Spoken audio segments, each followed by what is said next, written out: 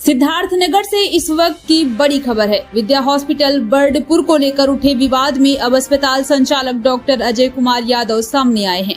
Press conference कर doctor Yadav ने अपने और अस्पताल पर लगाए गए आरोपों को सिरे से खारिज किया है और पूरे मामले की निष्पक्ष जांच की मांग की है। सबसे बड़ा सवाल, क्या किसी अस्पताल या डॉक्टर के खिलाफ मुकदमा दर्ज करने से पहले उपलब्ध मेडिकल रिकॉर्ड और उपचार से जुड़े दस्तावेजों की पूरी जांच हुई थी या फिर मामले में जांच से पहले ही निष्कर्ष निकाल लिया गया? डॉक्टर अजय कुमार यादव का दावा है कि बिना नियमानुसार जांच पड़ताल के अस्पताल को दोषी ठहराते हुए मुकदमा दर्ज किया जाना गलत और एक तरफा कार्रवाई है। हालांकि इस आरोप की स्वतंत्र पुष्टि अभी नहीं हुई है और पुलिस का पक्ष इस खबर में उपलब्ध नहीं है। डॉक्टर अजय यादव ने मीडिया के सामने उपचार से संबंधित बेड साइड टिकट यानी BST प्रस्तुत करते हुए अपना पक्ष रखा। उनके मुताबिक सर्जरी करने वाले चिकित्सक और एनेस्थेटिक डॉक्टर द्वारा तैयार किए गए रिकॉर्ड में उपचार की प्रक्रिया दर्ज है। डॉक्टर यादव का कहना है कि मरीज का ऑपरेशन 3 जुलाई को हुआ था और ऑपरेशन के दौरान 2 DJ स्टेंट डाले गए थे। उनके अनुसार 22 जुलाई को पहला DJ स्टेंट नियमानुसार निकाल दिया गया था, जबकि मरीज की बाईं किडनी में समस्या को देखते हुए दूसरे स्टेंट को लगभग 4 सप्ताह बाद निकालने की सलाह दी गई थी। डॉक्टर यादव का दावा है कि ये पूरी प्रक्रिया मरीज के BST में लिखित रूप से दर्ज है और इसी दस्तावेज को उन्होंने अपनी प्रेस कॉन्फ्रेंस में सामने रखा। अब इस पूरे मामले में डॉक्टर यादव ने पुलिस कार्रवाई पर भी गंभीर सवाल उठाए हैं। उनका आरोप है कि जिस व्यक्ति ने शिकायत की उसका पूरे मामले से प्रत्यक्ष संबंध नहीं था और मोहाना थाने में बिना पर्याप्त जांच पड़ताल के मुकदमा दर्ज कर लिया गया। डॉक्टर यादव ने ये भी आरोप लगाया है कि अस्पताल प्रशासन से सीधी बातचीत करने के बजाय दूसरी जगह से रिपोर्ट निकलवाकर मामले को विवाद का रूप दिया गया तथा उनकी गैर मौजूदगी में अस्पताल परिसर में आकर अभद्र व्यवहार किया गया। इन आरोपों की स्वतंत्र पुष्टि FT न्यूज डिजिटल नहीं करता है। संबंधित पक्षों का आधिकारिक पक्ष और जांच के निष्कर्ष सामने आना इस मामले में बेहद महत्वपूर्ण होगा। अब असली सवाल यहीं से खड़ा होता है, अगर मेडिकल रिकॉर्ड में उपचार की पूरी प्रक्रिया दर्ज है तो क्या उस रिकॉर्ड की विशेषज्ञ स्तर पर जांच हुई? क्या मरीज की शिकायत, अस्पताल का BST, ऑपरेशन से संबंधित दस्तावेज और डॉक्टरों की राय को जांच का हिस्सा बनाया गया? और अगर पुलिस ने मुकदमा दर्ज किया है तो मुकदमे की विवेचना में सभी तथ्यों और दोनों पक्षों को निष्पक्ष रूप से शामिल किया जाएगा या नहीं? ये मामला केवल आरोप प्रत्यारोप तक सीमित नहीं रहना चाहिए। मरीज का अधिकार, चिकित्सक की प्रतिष्ठा और निष्पक्ष जांच तीनों महत्वपूर्ण हैं।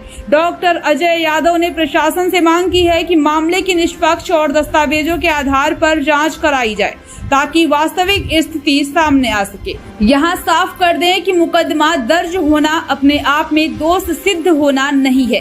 किसी भी व्यक्ति या संस्था की जिम्मेदारी अथवा दोष का अंतिम निर्धारण सक्षम जांच और न्यायिक प्रक्रिया के आधार पर ही होगा। अब निगाहें जांच एजेंसी और संबंधित प्रशासनिक अधिकारियों पर हैं कि उपलब्ध मेडिकल रिकॉर्ड और दोनों पक्षों के तथ्यों की कितनी निष्पक्षता से जांच की जाती है। FT न्यूज डिजिटल का सवाल सीधा है, जांच हो, दस्तावेज सामने आए और सच कानून के मुताबिक सामने आए। जी, मेरा नाम अजय कुमार यादव, संचालक विद्या हॉस्पिटल बर्डपुर। मेरे अस्पताल को लेकर के 22 अगस्त से एक वीडियो सर्कुलेट किया जा रहा है। यहाँ डॉक्टर साहब कोई एक चिमटा या कोई सर्जिकल इक्विपमेंट अंदर पेट के अंदर एक मरीज के भूल गए हैं। ये वीडियो लगातार लोगों को भ्रामक कर रहा है कि हाँ, मतलब डॉक्टर साहब कुछ भूल गए किसी मरीज के पेट में। तो मैं उसी के लिए कॉन्फ्रेंस किया हूँ कि हाँ, वो चीज कोई भूला हुआ चीज नहीं है, ऑपरेशन का ही एक हिस्सा है जिसको हम लोग DJ स्टेंट आम भाषा में बोलते हैं। कोई भी मरीज किसी भी गांव का अगर जो कहीं ऑपरेशन कराया होगा तो उसको ये बात पता है। लगभग हर गांव में एक मरीज ऐसे रहते हैं कि जो ऑपरेशन कराया होगा, निकलवाना होगा, वो बहुत कॉमन चीज है। उस चीज को लेकर के एक्सरे लाके और कि हाँ पेट में क्या भूल गए, हमारे गैर मौजूदगी में एक स्टाफ को हमारे कुछ लोग अपना धमकाते हुए रील बनवा ले रहे हैं, मतलब कि यहाँ इससे हम थोड़ा हाईलाइट हो जाए, हमारी राजनीति चमक जाए। वो चीज एकदम सरासर गलत है। और उस वीडियो को लेकर के मुहाने सो संज्ञान ना लेकर के मेरे ऊपर एक झूठी मुकदमा लिख देते हैं। उस व्यक्ति के तहरीर पे मुकदमा लिखते हैं जिसका उस ऑपरेशन से कोई लेना देना ही नहीं है, उसके तहरीर पे मुकदमा लिखते हैं कि एक धारा 125 है कि डॉक्टर साहब के उतावलेपन से किसी की जान चली जाए या किसी की जोखिम में जान चली जाए, कोई चीज पेट में भूल गए, जबकि मोहाने एसओ साहब जितेंद्र सिंह जी को ऐसा नहीं करना चाहिए बिना जांच के, क्योंकि वो स्वास्थ्य विभाग का मामला है, उस स्वास्थ्य विभाग से पूरी जांच करा लेते। अगर जो जांच में मैं कोई चीज भूला हूं तो बेशक मेरे ऊपर वो कानूनी कार्रवाई करें, जो भी होता है मैं उसको जांच कराने के लिए भी सक्षम हूं। मैं फिर से आप लोगों के माध्यम से माननीय एसपी सर से और माननीय योगी मुख्यमंत्री जी से मैं एक बार अपील करना चाहता हूं कि ऐसे जो है मतलब जल्दीबाजी में जो मेरे खिलाफ गलत मुकदमा मोहाने एसओ साहब पंजीकृत कर दिए हैं, उस चीज को जांच करा के और कानूनी कार्रवाई करने की कृपा करें। कब आपने डाला था, कब निकालना था, कितने दिनों? डीजे स्टैंड एक कॉमन चीज है, ऑपरेशन के बाद हम लोग निकालते हैं। वो 1 महीने में, 15 दिन में, 1.5 से 2 महीना तक भी छोड़ा जा सकता है, वो कॉमन चीज है। उसको लेके कोई डेट निर्धारित नहीं होता। यूरो सर्जन ही बताते हैं कि किडनी में जैसा सूजन रहता है, जैसे उसकी रिकवरी होने रहती है उस हिसाब से टाइम देते हैं। वो कोई फिक्स डेट नहीं होता, किसी डेट में निकलवा लेना ही जरूरी होता है। बहुत से ऐसे पेशेंट बहुत कॉमनली ऐसे बता रहे जो 6-6 महीना 1 साल बाद भी आके निकलवाते हैं, जो मतलब उनको ध्यान रहता है, बहुत कोई वो नुकसान नहीं पहुंचाता किडनी को। तो अगर नुकसान नहीं पहुंचा तो पेशेंट का आरोप है कि उसके पेशाब के रास्ते ब्लड आने लगे। जी, ये एक बाकी डॉक्टरों का भी ये परामर्श है कि स्टैंड ही एक कारण है। नहीं, हाँ, डीजे स्टैंड के कारण पेशाब आ सकता है, मरीज को बुखार हो सकता है, ये कारण बन सकता है। लेकिन जैसा कि आरोप लगाया जा रहा है कि 2 महीने से मरीज को पेशाब आ रहा है, पेशाब के रास्ते खून आ रहा है।